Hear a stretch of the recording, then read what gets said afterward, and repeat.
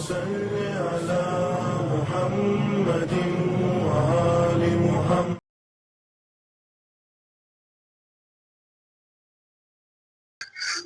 اعوذ باللہ من الشیطان الرجیم. بسم اللہ الرحمن الرحیم.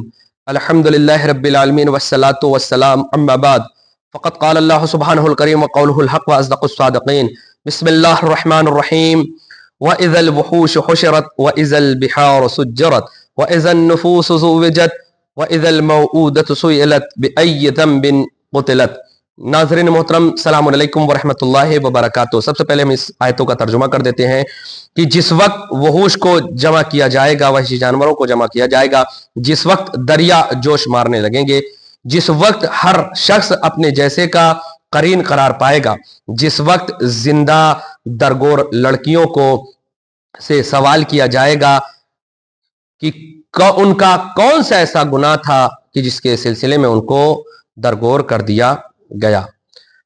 پروردگار عالم ارشاد فرما رہا ہے کہ اور جس وقت وحشی جانور اکٹھا کیے جائیں گے، وَإِذَا الْوُحُوشُ حُشِرَتْ، کہ وہی جانور جو عام حالات میں ایک دوسرے سے دور تھے اور ڈرتے تھے، قیامت کے ہولناک حوادث کی، وحشت شدید کی ایسی ہوگی کہ ان کو ایک دوسرے کے گرد جمع کر دیے جائیں گے، یعنی شیر اور بکری آپس میں کھڑے ہو جائیں گے. سوچئے تو صحیح، قیامت کیا ہے؟ جو ایک دوسرے سے ڈرتے تھے قیامت کے قریب کیا ہو جائے گا؟ ایک دوسرے کے قریب کھڑے ہو جائیں گے، اجتماع ہو جائیں گے. دوسرے الفاظ میں کیا ہے؟ جس وقت وہ حوالناک مناظر وحشی جانور یعنی جنگلی جانوروں سے ان کے مخصوص خواص چھین لیے جائیں گے، یعنی شیر کی دہاڑ کو چھین لیا جائے گا، شیر کی شکاریت کو چھین لیا جائے گا، شیر کی شجاعت کو چھین لیا جائے گا، یہ سارے پاور چھین لیے جائیں گے. اب سوچو کیا ہوگا. پھر پروردگار عالم نے ارشاد فرمایا کیا کہ جس وقت دریاؤں میں آگ لگ جائے گی، اللہ اکبر، وَإِذَا الْبِحَارُ سُجِّرَتْ، جس وقت دریا میں کیا ہوگی؟ آگ لگ جائے گی. سجرت تسجیر کے مادے سے لیا گیا اور آگ کے حیجان میں آنے کے معنی میں ہے، یعنی آگ بھڑکنے لگتی ہے، شعلہ نہیں بھڑکنے لگتا ہے، کہتے ہیں ارے باپ رے آگ کتنی بھڑک گئی ہے. اور پروردگار اگر قرآن کی یہ تعبیر گزشتہ زمانے میں مفسرین کے لیے عجیب و غریب تھی تو اس وقت ہمارے لیے باعث تعجب نہیں ہے، اس لیے کہ ہم جانتے ہیں کہ پانی دو عناصر یعنی ہائیڈروجن اور آکسیجن سے مرکب ہے، مل کر بنا ہے، جو دونوں شدید طور پر قابل اشتعال ہے، آگ لگانے کی صلاحیت رکھتے ہیں. اب ہم سے بعید نہیں ہے، پہلے انسان تعجب کرتا تو کوئی بات نہیں، ابھی انسان پانی کو جانتا ہے. پانی کس سے بنا ہے؟ پانی بنا ہے آکسیجن اور ہائیڈروجن سے، H2. اب غور کرے اور فکر کرے کہ کیا منظر ہوگا اس کا، کیا ہولناک ہوگی قیامت کہ جب یہ ساری چیزیں کہ دریا میں آگ لگ جائے گی. اللہ اکبر. جانور کہ ان سے طاقت اور پاور کو کھینچ لیا جائے گا، شیر اور بکری ایک جگہ پر ہو جائیں گے، بھیڑ اور بکری ایک جگہ پر ہو جائیں گے. اور جس وقت ہر شخص اپنے جیسے کا قرین ہو جائے گا، وَإِذَا النُّفُوسُ زُوِّجَتْ، صالحین کے ساتھ بد کردار کے ساتھ، بروں کے ساتھ، اچھوں کے ساتھ، اصحاب یمین کے ساتھ، اصحاب یسار کے ساتھ، انسان اپنے والوں کے ساتھ، متقی سے کے ساتھ ہوگا، مومن کے ساتھ ہوگا، اچھے کے ساتھ ہوگا، برے کے ساتھ ہوگا، صالح کے ساتھ ہوگا، بد کردار کے ساتھ ہوگا. عزیزو، اس وقت انسان کیا کرے گا؟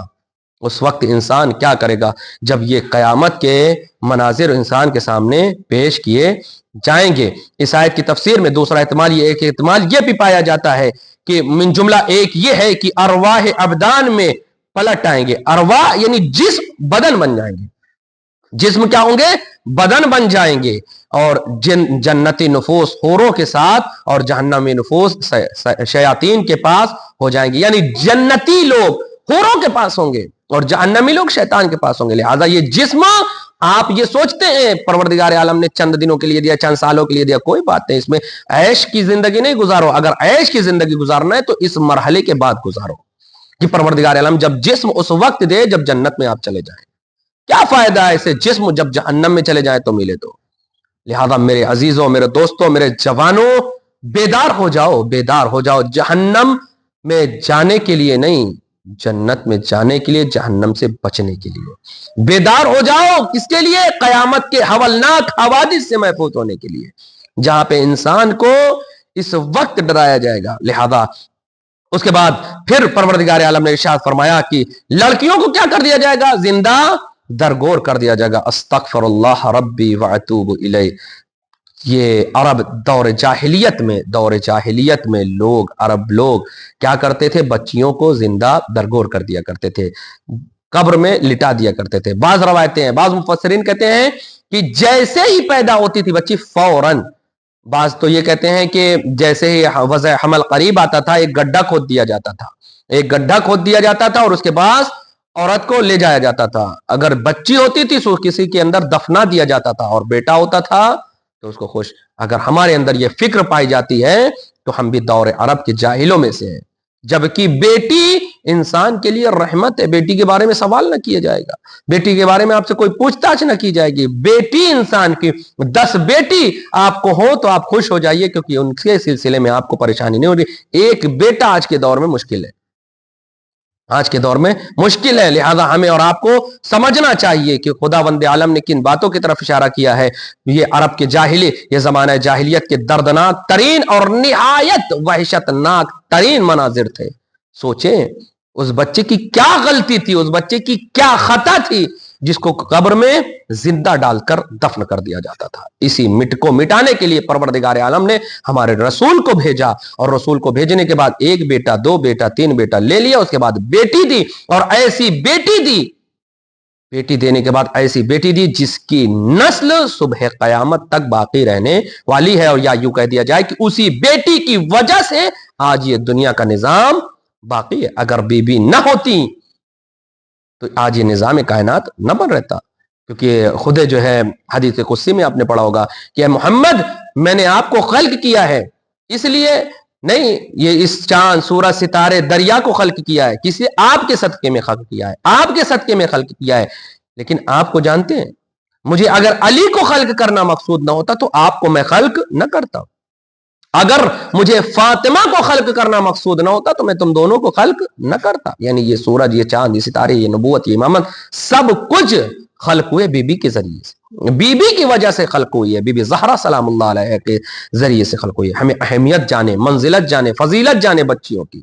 بیٹی کیا ہے؟ بیٹی کے کئی مراحل ہوتے ہیں. بیٹی جب بچپن میں ہوتی ہے، جب پیدا ہوتی ہے تو باپ کے لیے رحمت بنتی ہے. جب وہ شادی ہو جاتی ہے تو شوہر کا نصف ایمان بچا لیتی ہے. اور وہی بیٹی جب ماں بنتی ہے تو اس کے قدموں کے نیچے جنت ہوتی ہے. آپ سوچیں کہ جنت کیا ہے اور ماں کیا ہے. لیکن ماں واقعی کردار بیٹی کا ایسا ہو کہ جو واقعی با فضیلت ہو، با کمال ہو، اچھا ہو. اب سوچیں یہ عام بیٹیوں کی بات ہے، وہ بیٹی کتنی بابرکت ہوگی جو رحمت للعالمین کے لیے رحمت بن کے آئی، جو کل ایمان کا نصف ایمان بچانے کے لیے آئی، جو جوانان جنت کے سرداروں کی ماں بن کر آئی. اس کی منزلت دیکھیں. تو اشارہ کس کی طرف کیا گیا ہے؟ بیٹی کو درگور کرنے کی طرف اشارہ کیا گیا ہے اس سورہ میں، کہ بیٹی کو بہرحال یہ کام اس قدر وحشتناک تھا کہ اس کا کبھی کبھی ہونا بھی نہایت قبیح اور برا ہے. اگر کبھی کبھی بھی ہو یہ کام نہ تو بھی برا ہے، اچھا نہیں ہے. یعنی بیٹی کو زندہ دفن کر دینا یا بیٹی کو جان جانا آج دنیا میں کیوں ہے منع کر دیا گیا، بتایا نہیں جائے گا کہ شکم میں کیا ہے، بیٹی ہے یا بیٹا ہے. دنیا بھی جان چکی ہے کہ یہ ایک جرم ہے.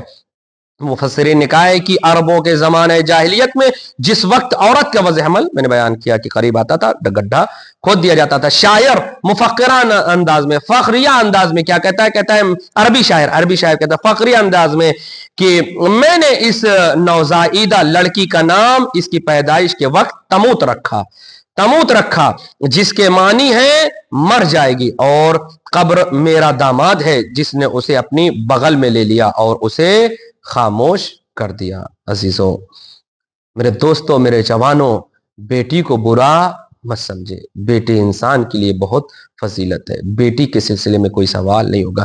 بیٹی باپ کے جنازے کی زینت ہوتی ہے. بیٹی باپ کے لیے سکون ہوتی ہے. بیٹی باپ کے لیے رحمت ہوتی ہے. بیٹی باپ کے لیے برکت ہوتی ہے. بیٹی باپ کے لیے سب کچھ ہوتی ہے. بیٹی باپ کے لیے سب کچھ ہوتی ہے. جن کی بیٹیاں ہیں وہ جانتے ہیں کہ بیٹی کی منزل کیا ہوتی ہے. اس جرم کے مختلف عوامل ہیں کہ لڑکیوں کے زندہ درگور کرنے کا سبب بنے. انتہائی افسوس کے ساتھ کہنا پڑ رہا ہے کہ زمانہ باوجود میں بھی یہ رسم کسی نہ کسی صورت میں موجود ہے. کسی نہ کسی صورت میں. یہ آج کے دور میں بھی بیٹی کو ختم کرنے کی صورت وجہ موجود ہے. کہیں ابارشن کروا دے, کہیں کچھ کروا, استغفر اللہ ربی واتوب الیہ. پروردگار بچائے ان سب چیزوں سے, ان سب چیزوں سے بچائے. اور کچھ نہیں تو اسقاط حمل کی آزادی کی صورت میں بہت سے متمدن ممالک میں رواج پائے جاتے ہیں ہوئے ہیں کہ اگر زمانہ جاہلیت کے عرب نوزائیدہ بچیوں کو زندہ درگور کر دیتے تھے, تو ہمارے زمانے کے متمدن انسان یعنی باتمدن باادب انسان شکم مادر میں قتل کر دیتے ہیں.